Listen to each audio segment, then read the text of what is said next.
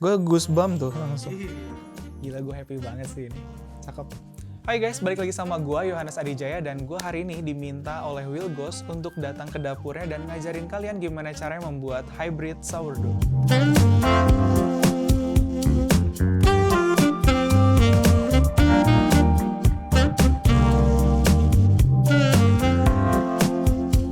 Kenapa sih dibilang hybrid sourdough? So, what's the difference between sourdough and hybrid sourdough? Jadi yang pertama perbedaannya tuh dari segi waktu. Jelas dari namanya aja udah hybrid, jadi kita akan bikin sourdough versi cepet. Beda sama sourdough yang biasanya bikin bisa sampai 2 hari. Hari ini kita akan bikin same day bake, jadi bikin hari ini, bakarnya juga hari ini. Oke, yang pertama kita harus sediain dulu bahan bakunya, ada tepung terigu. Make sure kalian pilih bahan baku yang terbaik. Jadi kita pakai high protein di sini. Untuk brandnya sih terserah, boleh apapun juga. Lalu di sini ada air, terus ada starter. Kita udah bikin starternya tadi jam 8 pagi. Jadi biasanya kalian harus prepare sourdough starternya itu sekitar 3-4 jam sebelum mixing. Lalu di sini ada garam. Garamnya aku pakai herb salt. Jadi di dalamnya udah ada rosemary, thyme, basil. Jadi kita nggak usah pakai herb lagi, rasanya langsung udah enak. Lalu yang bikin beda sourdough dengan hybrid sourdough, kita tambahkan sedikit ragi instan, jadi nanti kita kasih aja sekitar 1 atau 2 pinch sebagai booster, jadi bikinnya jauh lebih cepat. Lalu di sini ada tepung beras dan juga tepung terigu untuk dusting. That's it. Oke, kita langsung bikin aja. Oke, sekarang kita akan timbang starternya di atas air supaya nggak lengket. Kita langsung tuangin aja starter yang udah kita prepare kurang lebih 3-4 jam. Nah, untuk detail resepnya kalian bisa langsung cek aja di bawah ini. Kita timbang 50 gram. Nah, ini ciri-ciri starter yang bagus ya. Dia kental banget, terus floating di atas air. Kalau tenggelam biasanya udah lebih dari 4 jam. Oke, sekarang kita akan langsung aduk aja semua bahannya. Di sini ada tepung terigu, air, starter, dan juga ragi instan. Kita tuangin ke dalam bowl yang berisi tepung. Oke, that's good. Sekarang kita tambah ragi instannya. Kita kasih 1 pinch. And then we gonna mix it. Kita aduk sampai semuanya tercampur rata. Make sure jangan sampai ada tepung yang menggumpal. Boleh di pinch kayak gini atau kita aduk aja di ulen. Bener-bener sampai semuanya tercampur dengan sempurna.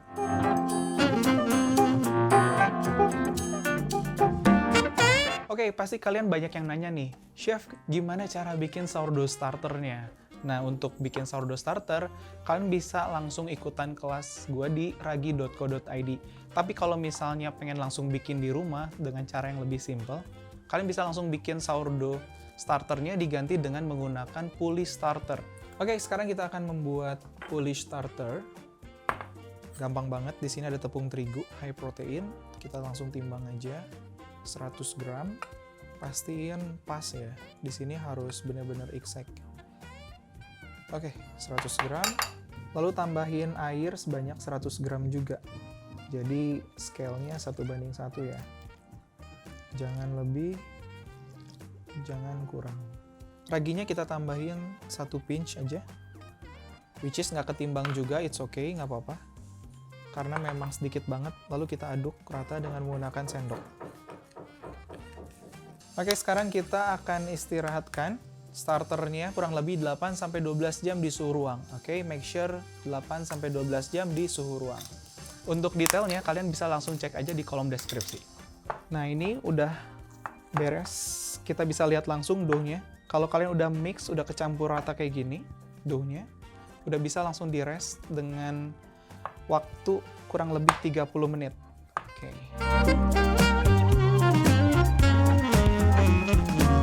Dan sekarang kita langsung tutup dengan menggunakan plastic wrap.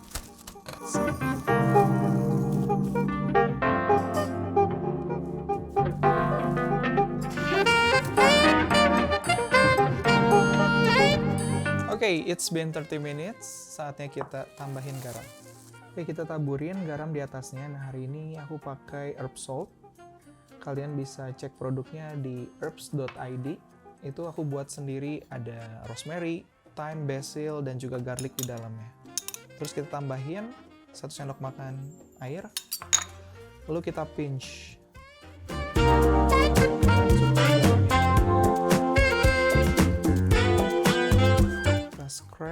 bagian pinggir bowlnya supaya doughnya lepas. Udah gitu kita remes-remes aja sampai garamnya larut semuanya dan airnya diserap sama adonan. Oke, setelah kita pinch, setelah kita remes-remes adonannya, dicek kalau misalnya garamnya udah cukup larut, kita akan scoop adonannya. Di scoop sampai adonannya jadi mulus, jadi cantik. Setelah itu kita akan rest lagi selama 30 menit.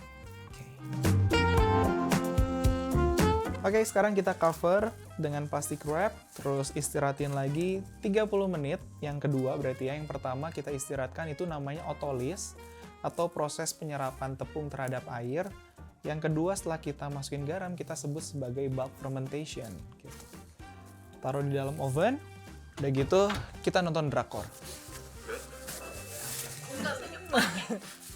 할머니, 나 얘랑 끝낼래. Kampret. Oke, setelah 30 menit yang kedua, kita akan stretch and fold adonannya. Simple, sebenarnya simple sih, cuman kelihatannya aja agak susah. Yang paling penting buat kalian siapin itu di sini ada air. Jadi basahin dulu tangannya supaya nggak lengket waktu kita pegang adonannya. Nah, sekarang kita scrape adonannya supaya lepas dari bowl. Just like this. Ups, pas timernya udah 30 menit. Oke, sekarang kita akan stretch and fold adonannya. Nah, ini tekniknya namanya coil fold. Jadi kita tarik. Oke. Kelihatannya elastis banget, terus kita gulung. That's why namanya coil, digulung. Oke, terus kita lepasin. Nah, lalu kita buletin aja. That's it. Tutup lagi dengan plastik wrap. Kita istirahatkan lagi 30 menit. Oke, sekarang kita akan rest lagi adonannya untuk bulk fermentation yang kedua. Nah, kenapa sih kita harus rest dan rest dan rest lagi? Karena memang proses membuat sourdough itu cukup panjang, tapi tenang aja, hybrid sourdough itu jauh lebih cepat daripada biasanya karena kita udah tambahin ragi instan sedikit. So, kita tunggu sampai dia double in size. Oke. Setelah 30 menit, ini kita baru bulk fermentation yang kedua ya. Kita akan stretch and fold lagi adonannya sama kayak tadi. Jangan lupa dibasahin dulu pakai air supaya nggak lengket. Tap-tap, scrap. Oke, kita stretch. And then kita fold. That's it. Rest lagi adonannya, kurang lebih kita akan lakukan hal yang sama sampai 3 atau 4 kali stretch and fold-nya. Setelah itu, adonannya akan mengembang lebih besar 2 kali lipat, baru kita bisa bentuk.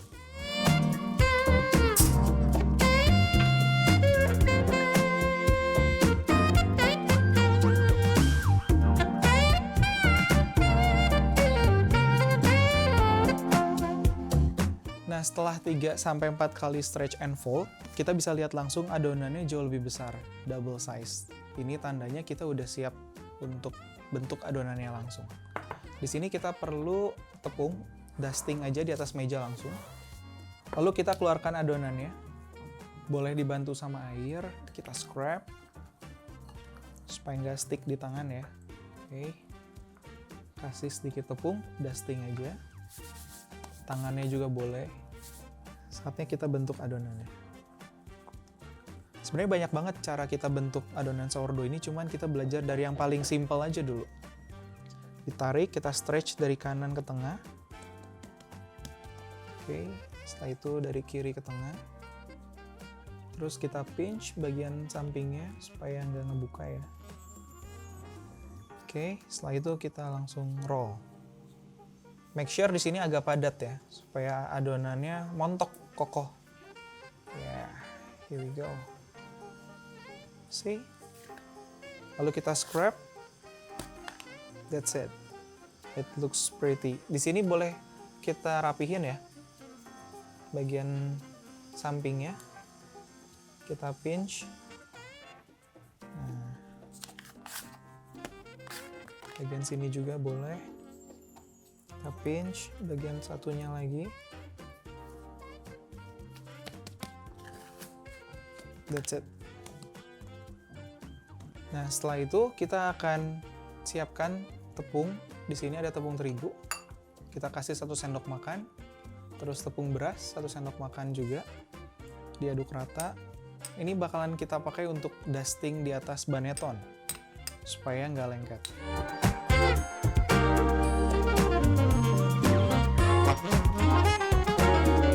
Setelah kita bentuk, kita akan istirahatkan adonannya kurang lebih sekitar 1 jam sampai 1 jam setengah atau sampai dia setinggi 3/4 dari banetonnya. Kalau kalian nggak punya baneton, kalian boleh pakai bowl, terus kalian kasih kain aja sama kayak gini. Jadi intinya baneton itu cuman mold atau sekedar basket aja untuk menahan adonan supaya ngembangnya nggak ke samping, dia tinggi, membentuk seukuran dengan banetonnya gitu. Kasih tepung, let it proof kurang lebih 1 jam sampai 1 jam setengah. Sekarang kita sambil nunggu adonannya mengembang 2 kali lipat, kita akan panaskan ovennya di suhu 250 derajat dan kita panasin include Dutch ovennya di dalam selama 1 jam. Setelah itu kita akan panggang sourdough-nya dengan waktu kurang lebih 15 menit, lalu kita turunin aja suhunya ke 230 dengan lid yang terbuka atau tutup yang terbuka selama 15 menit, jadi totalnya kurang lebih 30 menit. So, setelah 1 jam kita final proof adonannya, dia jadi sebesar ini guys. Kita lihat, so fluffy, jiggly, ini tandanya udah siap untuk di bake ya. Kita langsung siapin aja baking paper. Di sini ada parchment paper, jadi jangan pakai kertas roti biasa, tapi pakai yang ada lapisan silikonnya, jadi dia nanti non-stick. Oke, kita simpan kayak gini, langsung dibalik aja. Hup. That's it. Sekarang kita tinggal score aja pakai silet. Nah, kalau udah dielus-elus dulu, baru kita score pakai bread lamp ya. Kayak gitu. Jadi kasih sayatan terbaik kalian di sini karena nanti yang bikin hasilnya cakep. Sekarang kita akan keluarin Dutch ovennya. Hati-hati, ini karena 250 derajat Celcius. So, be careful. Oke, langsung kita taruh rotinya exactly di dalam. Sip, kita akan create steam. Makanya kalian harus pakai Dutch oven. Terus kita panggang lagi. Oke. Kita panggang selama 15 menit. It's been 15 minutes. Nah, langsung come kita lihat. Oke, ini udah 15 menit, kita akan buka tutupnya, terus kita akan panggang lagi. Wow, it looks so good. Gila. Cakep banget ya. Ada yang bulat tapi bukan anu. Iya. Gila, gue goosebump tuh langsung. Oke, sekarang kita akan panggang lagi di suhu 230 derajat 15 menit. Tujuannya buat dapetin color doang. Gila, gue happy banget sih ini. Cakep.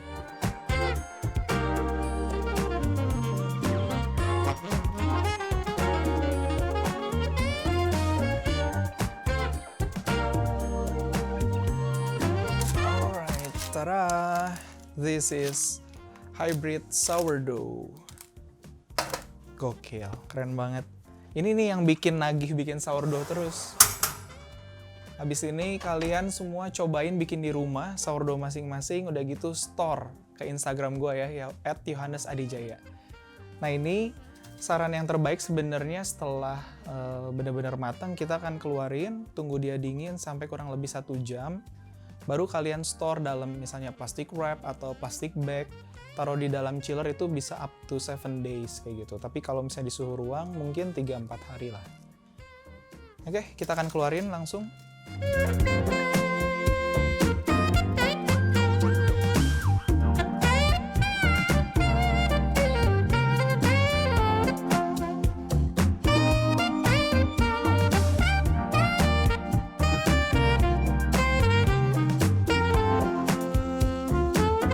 Gila, ini gokil banget. Gua nggak nyangka hasilnya bisa sebagus ini, dan kalian bisa lihat sendiri dari color, texture, dari bentuk, dari crumbs-nya. Ini gokil banget, dan ini cuma bisa kalian bikin di rumah dengan waktu cuma sekitar 4 jam. Ini bener-bener worth it untuk dicobain. Oke, so I think that's all for today. Thank you banget buat kalian semua yang udah nonton videonya dari awal sampai akhir. Semoga hari ini kalian belajar banyak tentang hybrid sourdough. Untuk info lebih lanjut, kalian bisa ikut kursus gua di ragi.co.id. See you on the next video. Bye-bye.